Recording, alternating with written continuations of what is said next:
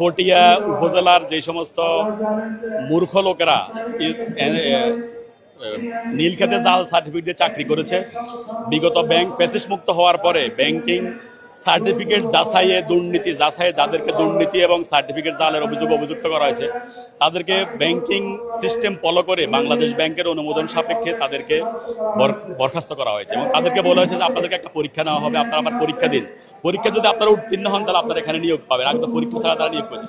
কিন্তু আজকে তারা ব্যাংকিং আইন, গভর্নমেন্টের একটা যে ব্যাংক আইন পাশ হয়েছে এর সূত্র ধরে তারা এই সালামের মদতপুষ্ট হয়ে গতকাল পটিয়া থেকে তারা বাস রিজার্ভ করে এখানে এসে একত্রিত হয়ে ইসলামী ব্যাংকের সামনে তারা অথচ বরখাস্ত হয়েছে তারা 6টা ব্যাংক থেকে, অর্থাৎ তারা সম্মিলিতভাবে সবাই ইসলামী ব্যাংকের সামনে এসে মব সৃষ্টি করে একত্রিত হয়েছে।